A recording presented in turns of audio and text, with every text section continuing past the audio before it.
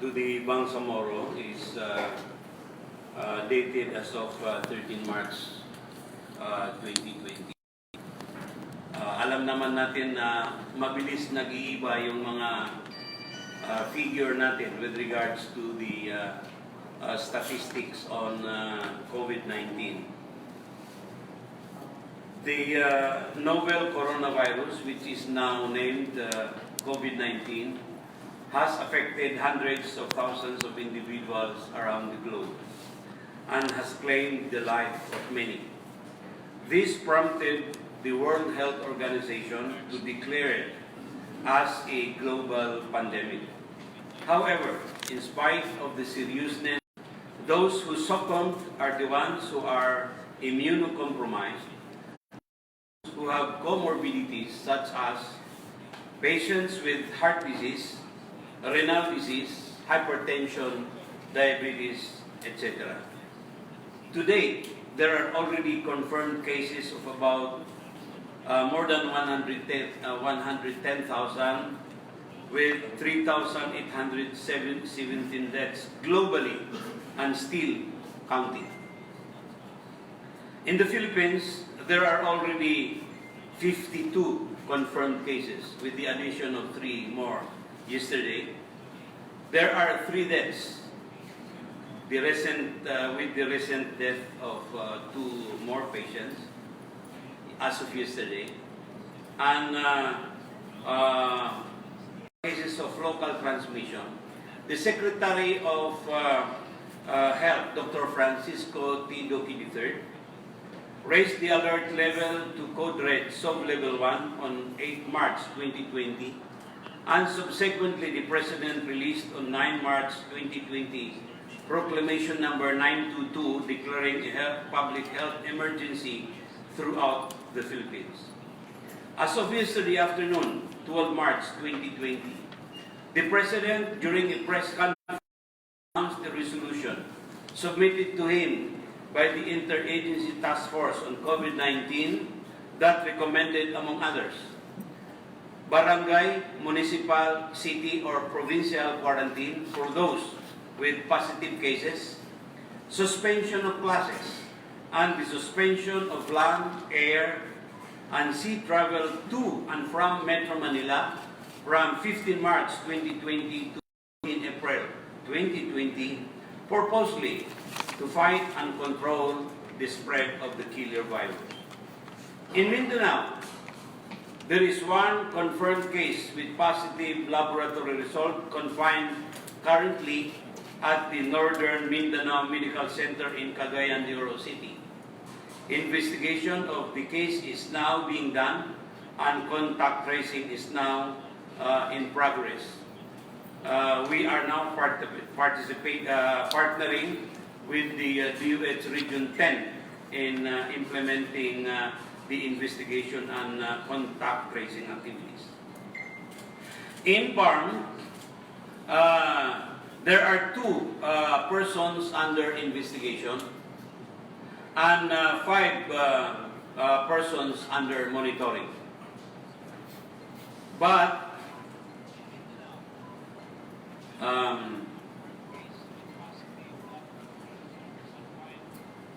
during the conduct of the Tabang program of the Chief Minister on 9 March 2020 in Hulusulu, where the MOH provided medical, surgical, and dental services to the recent victims of conflagration in 3 barangays in Hulu.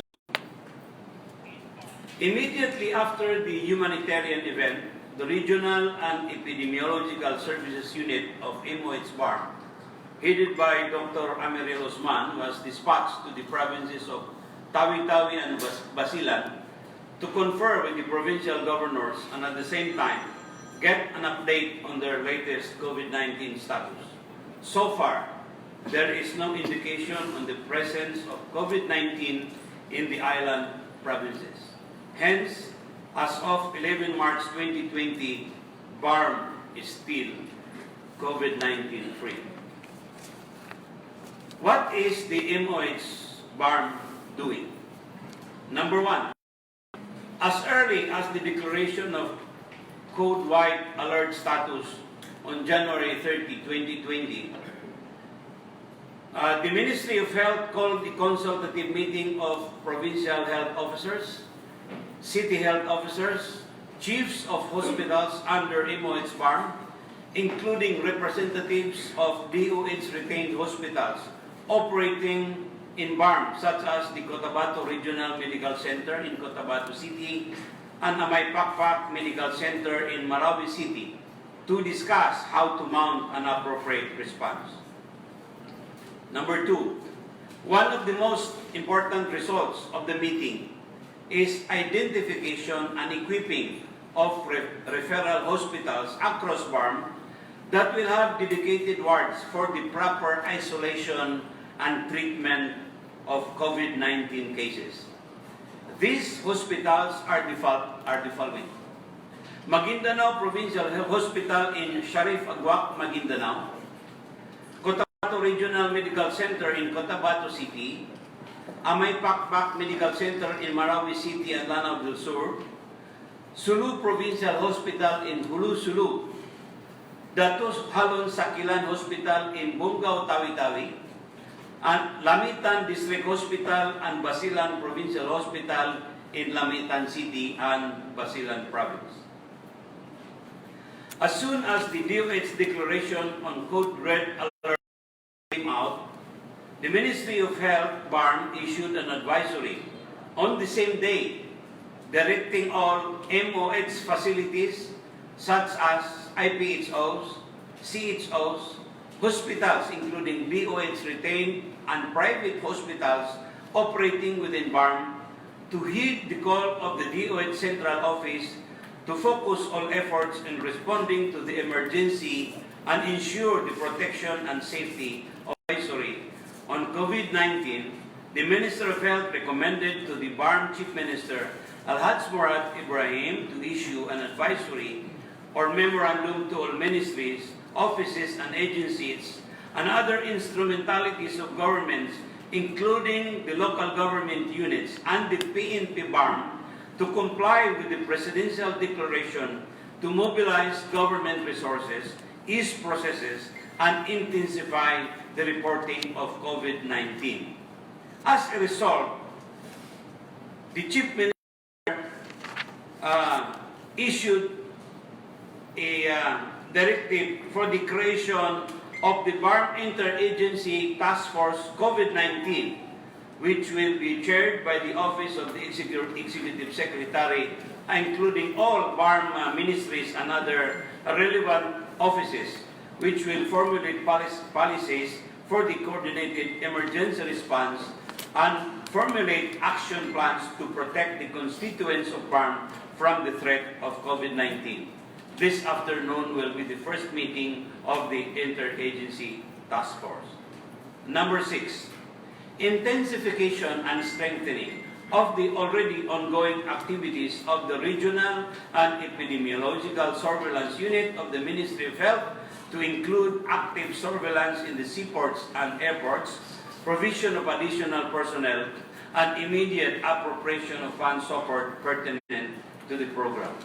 Proposed for the provision of funding and logistical support to health facilities, especially hospitals, where there are dedicated wards that can attend to COVID-19 cases, whether under monitoring, investigation, or supportive treatment for confirmed cases. Number 8, intensify ongoing advocacy and public awareness campaign in tri-media and social media and the reproduction of IEC materials and their placement in conspicuous areas that are readily visible to the public. And number 9, to intensify focus on personal level hygiene and prevention, as this is the most effective means to protect ourselves from the disease. These are the following. Letter A, frequent hand washing with soap and water. In the absence of soap and water, use alcohol in the absence of soap and water. Letter B, proper cough etiquette by covering your mouth when coughing, to prevent the spread of the virus and contaminating other persons near you. Now, letter C, avoid massive crowd.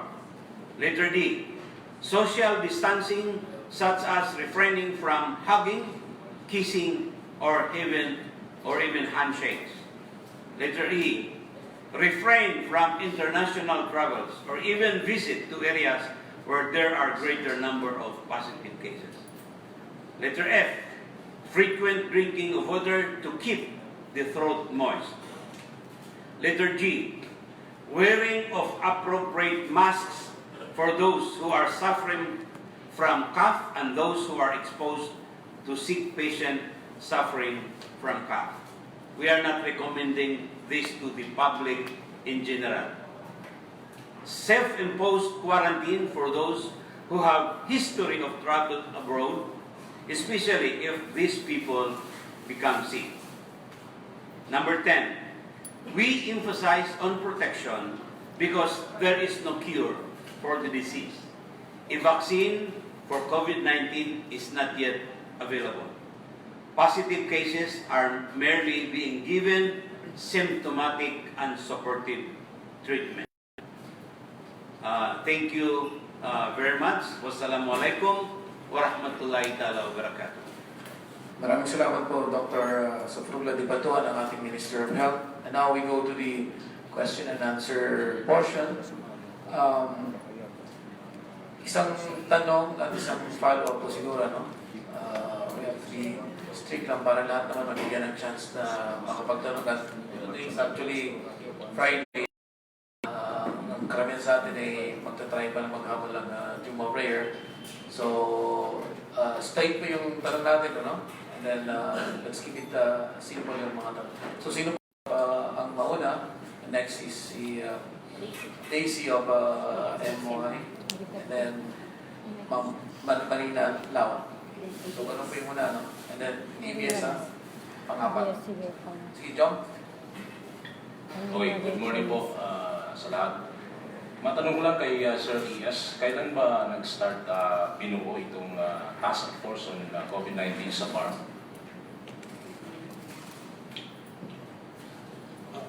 Actually, yung pagbuo is upon the recommendation of the DOH. But since all of us is out at that time, that includes the Chief Minister, we were not able to convene it immediately. So, with the information of everybody, ako kahapon pa ako dumating. So, after which, kaya na lahat-lahat na pagkatapos ang unang meeting is ngayon. Follow-up, sir. Dahil nalalapit yung anniversary ng BARMM, I think sa March 29, wala bang information na mamumove yung celebration ng first anniversary ng BARMM? This is the thing that we are going to talk with the agency this afternoon during our meeting. Maraming salamat, John, no? Then we go to Daisy.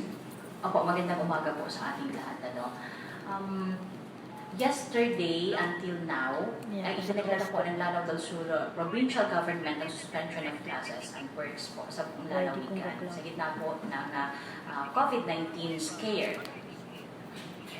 May ibang lalawigan pa po ba sa BARMM na nagpahayag din na mag-a-attempt ng suspension din of classes and works? At kung sila po ay magdedeklara ng suspension of classes and works, private and public po, kailangan pa po ba nila ng permiso galing sa MOH BARMM talaga o nasa sa kanila na? Nasa kanilang ano na yon, kung call nila yon?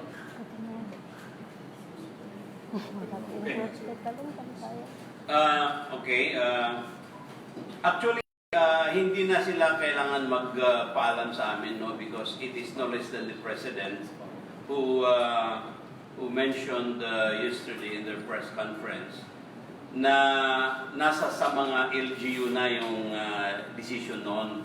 Dito sa atin sa BARMM, siguro sa Ministry of Basic, Higher and Technical Education, they will do that. So Ibang province? So far, wala pang gumawa nun. But siguro kaya gumawa ng proactive step ang Lanao del Sur ay dahil mas marami po yung mga persons under investigation and under monitoring doon. So, unlike dito sa Maguindanao, meron lang isa from Matanog, no? That is a person under monitoring, pero pinawi rin siya. Ganon siguro ang basis kung bakit wala pang iba. Another thing po, sa level po ng regional level, darating po ba posible ba darating tayo sa punto na mag-suspend din tayo ng work dito sa region? We have to leave that to the decision of the interagency task force. And aside from that, we have just received the information of the Ministry of MBHT, Minister Macacua, to issue a memorandum to that effect, the suspension of all these classes, if ever there is. Salamat din, Daisy. We go to Marina and stand by ABS again. Next week.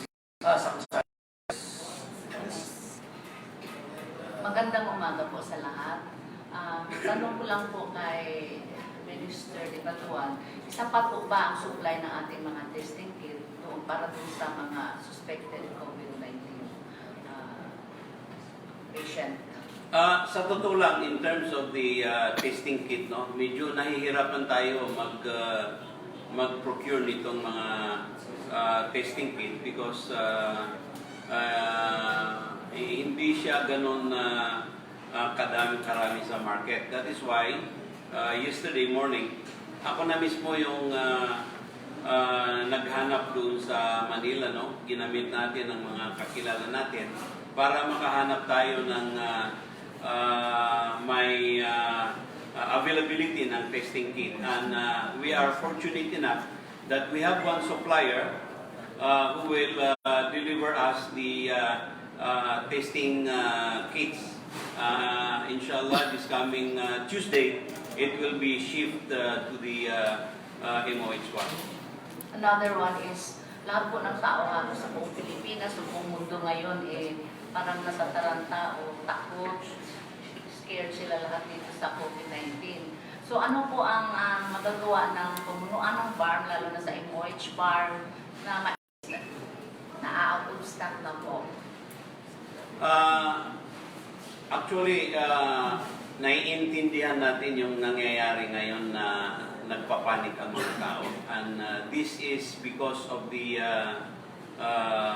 sensationalized news that are being circulated around. Marami pa dyan fake news. So, dahil doon, kaya nga ginawa natin itong, aside from the previous advisories that we have issued, napag-isipan natin sa pamunuan BARMM, headed now by the Executive Secretary in the absence of our Chief Minister, para ipaalam sa tao kung ano ba talaga yung mga nangyayari at hindi yung fake news yung lumalabas ngayon. So, kaya nga in-inform natin ang mga kababayan natin that ang pinaka-effective pa rin na gawin dito ay disiplinahin natin ang sarili natin at magkaroon tayo ng proactive measure to really protect ourselves. Nasa personal level pa yan. Kasi in terms of cure, wala po tayong cure. Sa totoo lang, hindi tulad ng mga ibang sakit na may antibiotic in order to cure that. Ngayon, dito sa sakit na ito, because it is a viral disease, symptomatic and supportive treatment lang po ang naibibigay. Salamat Marina Lau, ABS, and then DXMS Samsali, and then Abdulah. Hello po, good morning. Si Attorney Sinarim po is on self-quarantine po. prior to that, he attended an orientation in BARMM Ready. So will you also recommend na parang yung ibang nakasalumuhan niya ay mag-self-quarantine also or magkakaroon kaya ng disinfect kaya yung BARMM Ready or what?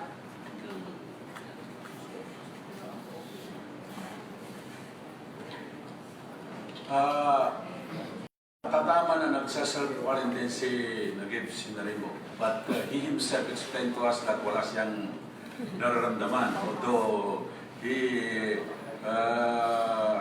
commit himself to a self-quarantine. Wala siyang nararamdaman.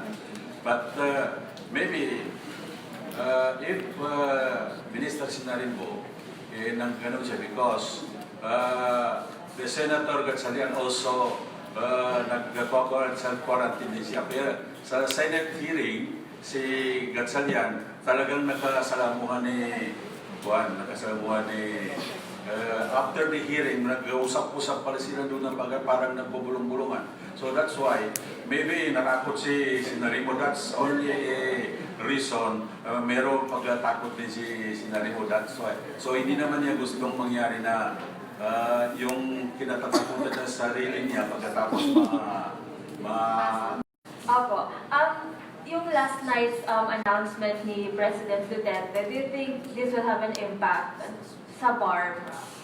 Kasi hihula mo ng like land travel, air, going to Manila and vice versa. Kung yun ang tingnan natin, kung impact sa BARMM, talagang hindi lang sa BARMM ang mag-impact noon. Yung mga prohibition na sinasabi nila. So, number one is, meron na silang pronouncement na yung IGR namin, the Intergovernmental Relation meeting, supposedly March 20, already postponed. And that thing is, malaking bagay yun sa amin na nagiging impact sa BARMM. Because IGR, you know, is the body that will consolidate or arrange whatever the disagreement between the national government and the BARMM. So malaking bagay yun sa amin, malaking impact yun sa BARMM, yung pagka-postpone ng IGR na yun. Thank you, ABS. We go to the XMS, Samsali, and then the Abs na Bahan. Paikuti mo natin siguro kasi yung sa brigada, nakauna na. Siguro ito, and then brigada, and then the XMS ulit, ano? Saan pa pala ng kwan? Pakwan mo natin ibang outfits, ano? So, Samsali, Abs na Bahan, Nice F from Nice FM, and then we go back again to brigada, and then Chinchin of Hindi ba? Nice. in that order, please. Good morning po. In terms of preparation ng MOH, nasa anong level na po ang BAR level? Nasa level 4. Sa totoo lang, even during the declaration of the Code White Alert Status, hindi po namin hinintay na ma-elevate yung alert status natin sa Code Red, saka lang tayo mag-prepare. When we called a meeting of all provincial health officers, city health officers, chiefs of hospitals, including DOH retained hospitals operating in BARMM, nagkaroon kami ng consultation with them on how to mount an appropriate response.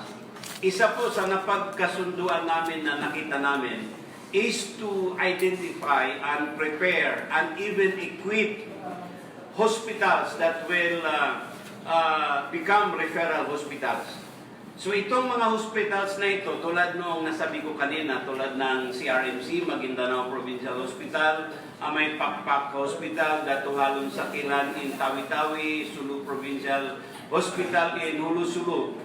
Binigyan po natin sila ng mga personal protective equipment na gagamitin po ng mga health workers na nag-a-attend doon sa mga COVID-19 patients para po maprotektahan sila at hindi sila mahawa. So, ngayon mayroon ng Code Red Alert Status. Ang ibig sabihin, dapat yung mga hospitals na yan na may dedicated ward ay 24 hours ready sila na mag-accept ng mga pasyente na whether suspect or positive cases of COVID-19. Ganun po tayo kahanda dito sa MOH BARMM. Kasama na po ba dito yung pagkakaroon ng isolation area, sir? And what about the manpower? Sapat po ba kung sakasakali po? Yes. This includes the isolation, because when I said dedicated wards, these are isolation wards na hindi nakahalo doon sa mga pasyente na iba, kasi baka mahawaan pa sila.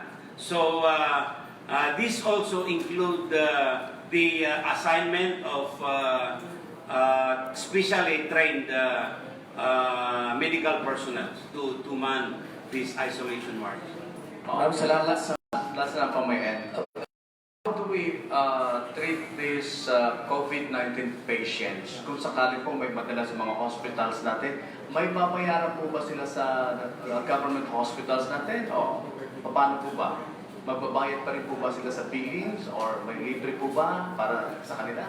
As far as government hospitals is concerned, wala po silang babayaran. Wala po.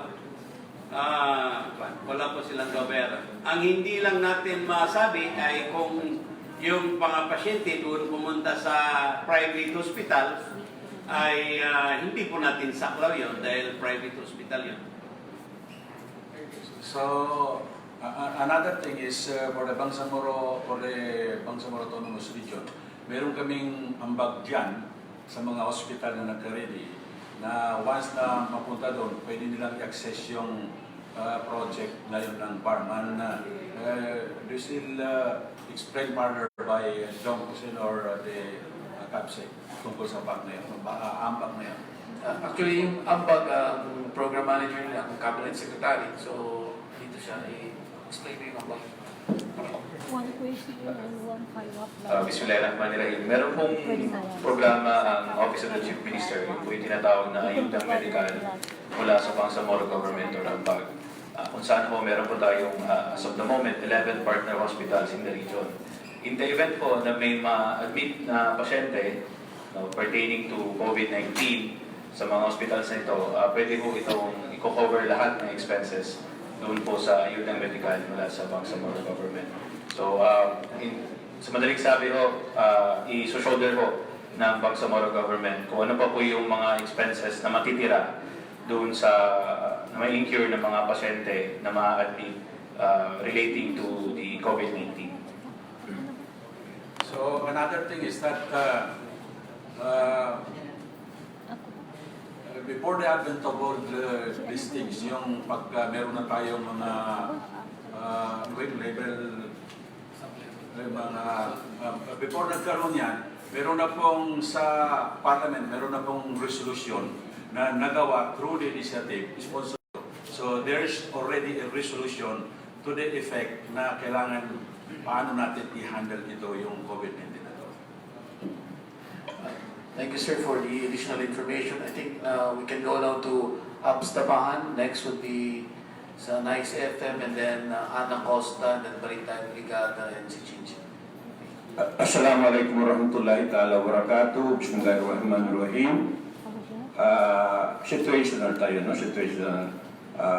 Ang national ay naka-lockdown. And then itong sa mga ibang bansa, katulad ng Italy, naka-total lockdown ng kanilang bansa.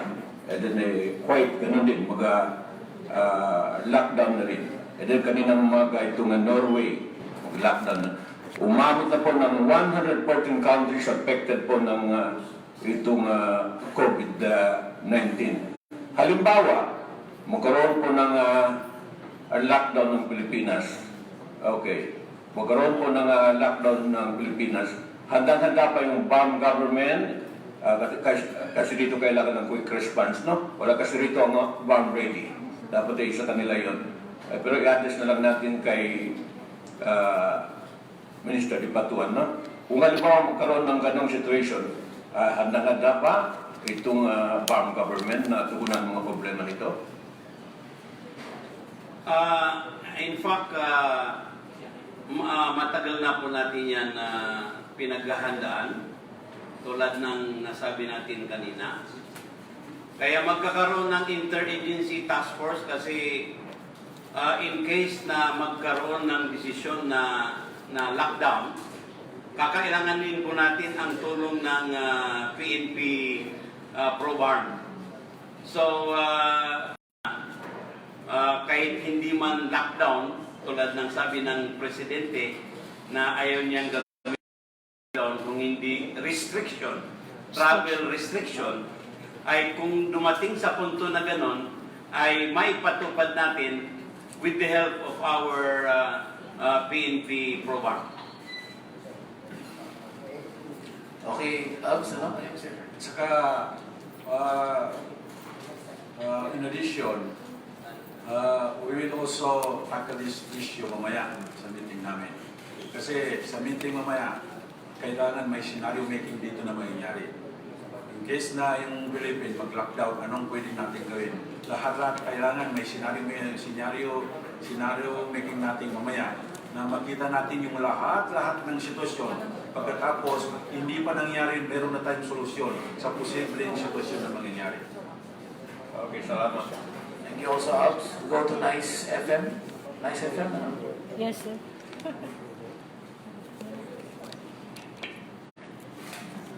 Yes, maraming salamat. Assalamualaikum warahmatullahi ta'ala wabarakatuh. Ako po si Tea Abdul Karim from 91.9 Nice FM, Radyo Pilipinas, KIDAPAWAN. Ang una ko pong katanungan, sir, ito po yung address kung sino man po ang gustong magsagot.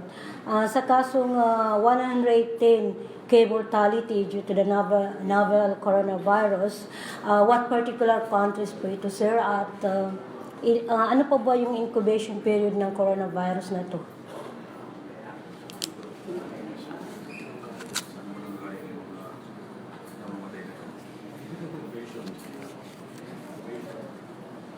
Natin na doon ito nanggaling, punot dulo nito is China.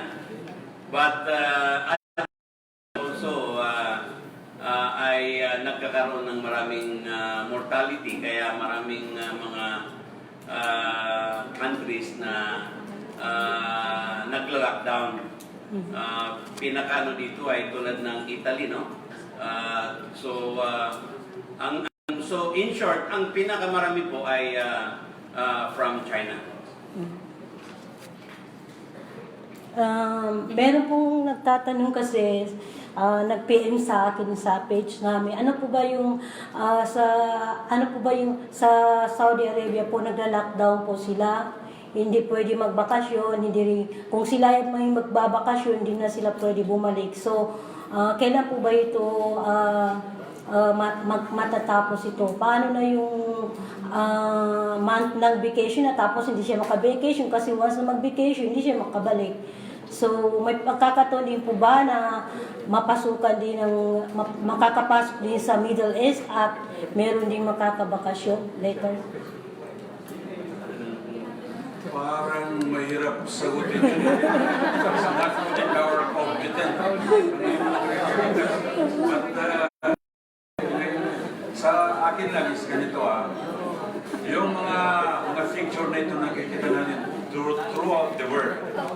Para hindi naman tayo magiging panic na masyado, hindi na natin intindihin. Tingnan natin yung anong nangyayari sa Pilipinas. How the authorities, the health authorities in the Philippines handle this problem. Ang nakikita ko naman, they are well handle, talagang na-handle ang sitwasyon. Even in our parang na-handle natin. So, para hindi na tayo masali sa panic nila, hindi na natin intindihin yun. Intindihin lang natin. Ano ba yung Pilipinas? Are they capable of handling the situation? So, the way they look at it, talagang na-handle ng Pilipinas ang sitwasyon na ito. In the same manner that the arm also is handling the situation. So, itong nakikita ko. Just to appease or just to lower our panic, hindi na natin intindihin yung mga figure na narinig natin. Kasi kung intindihin natin yun, China nandun galing Pero even then, China, please note that China has 1 billion population, more than 1 billion population. kung meron mamamatay doon sa 100, sabi ka, what is 100 of the 1 billion? yun ang tingnan natin na sitwasyon. So yun ang akin. Salamat tayo sa FM. Period, 14 days po yun, yung incubation period niya. That is why, kung may magpo-quarantine, it must not be less than 14 days. Oo. Kasi, yun yung incubation period niya. Maraming salamat. Maraming salamat din po. Ana Costa, and then Brigada, and last ay si Chinchin and the XMS, ano? Okay, good morning, sir. Sir, medyo nag-raise lang ka ng konti. Actually, kanina galing ako sa area, in Datu, Saudi. Ang ko dapat isa Datu sa libo. Gihold ako ng sundalo kasi ongoing ang bakbakan between Barangay Madia and Barangay Ilian. Actually, ang affected na barangay is tatlo na. Barangay Madia and Barangay Ilian and Barangay Gawang in Datu, Saudi.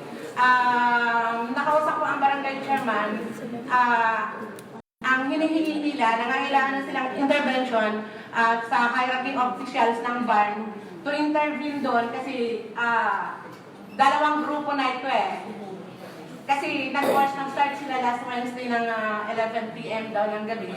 And then kanina sir, marami nang nag-i-evacuate doon. Yun ang hinihingi nila, intervention. Kasi both MILF yung naglalaban na. So there is already intervention in the ground now, because I was already informed early in the morning this kind of problem. So I have already sent somebody to facilitate the escalation of this conflict in particular areas. Okay, thank you sir. Sir, kalak ko lang, isa na lang. Yung firefight between the BIFF and the military sa municipality of Dipatuan. May assessment na ba kayo or ilang IDPs, ang number of IDPs na nandoon at may tawag ito, tulong na ba na nanggaling sa BARMM po? So we are yet to address this to Nakit Sinarimo because he is in charge of armed ready. So I think Sinarimo is now doing his responsibility now. Thank you, sir. Maraming salamat din, Ann.